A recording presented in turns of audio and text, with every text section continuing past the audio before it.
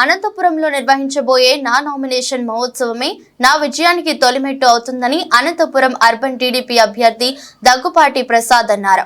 TDP urban party కార్యాలయంలో ఎన్నికల observer రమణారెడ్డితో కలిసి మీడియాతో మాట్లాడారు. బుధవారం అనంతపురం పార్లమెంటు అభ్యర్థి అంబికా లక్ష్మీనారాయణతో కలిసి భారీ ప్రదర్శనతో నామినేషన్ వేస్తున్నట్లు చెప్పారు. నగరంలోని తన కార్యాలయం నుంచి Ramnagar bridge, Saptagiri circle, Pathuru, collectorate వరకు ర్యాలీ ఉంటుందన్నారు. ఈ నామినేషన్ పండుగకు టీడీపీ, జనసేన, బీజేపీ నేతలు, కార్యకర్తలు తరలి రావాలని పిలుపునిచ్చారు. ప్రతి కార్యకర్త వీర సైనికుడిలా పోరాడి ఈ సైకో పాలనను సాగనంపాలన్నారు. అందరికీ నమస్కారం.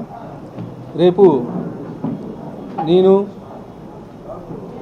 అలాగే అనంతపురం పార్లమెంట్ అభ్యర్థి అయినటువంటి అంబికా లక్ష్మీనారాయణ గారు రేపు ఉదయం 9 గంటలకి ఇక్కడ నుండి అర్బన్ తెలుగుదేశం పార్టీ ఆఫీస్ నుంచి బయలుదేరి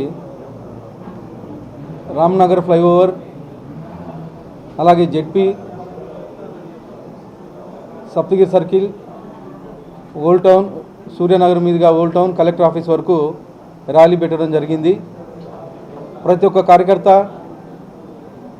తెలుగుదేశం, జనసేన సైనికులు, అలాగే బీజేపీ కార్యకర్తలు, నాయకులు అందరూ పాల్గొని నామినేషన్ ర్యాలీని దిగ్విజయం చేయాలని చెప్పేసి కోరుతా ఉన్నాను. అలాగే రేపు జరగబోయే నామినేషనే ర్యాలీనే నా విజయానికి మెట్టు అవుతుందని చెప్పేసి తెలియజేసుకుంటున్నాను. వచ్చే నెల 13వ తేదీ ఎలక్షన్ జరగబోతూ ఉంది. ప్రతి ఒక్క తెలుగుదేశం కార్యకర్త వీర సైనికులు మాదిరి 20 రోజులు కష్టపడి పార్టీ విజయానికి కృషి చేయాలని చెప్పేసి తెలియజేసుకుంటున్నాను. మరోవైపు అబ్జర్వర్ రమణారెడ్డి మాట్లాడుతూ వైసీపీ ప్రభుత్వ హయాంలో 13 లక్షల కోట్లు అప్పులు చేసి సంక్షేమ పథకాలకు కేవలం 2.5 లక్షల కోట్లు మాత్రమే ఖర్చు పెట్టారని ఎద్దేవా చేశారు. మిగిలిన డబ్బు ఏం చేశారని ప్రశ్నించారు. అనంతపురంలో అభివృద్ధి చేయాలనే దృక్పథంతో ఉన్న దగ్గుపాటిని గెలిపించుకుందామని ఆయన పిలుపునిచ్చారు.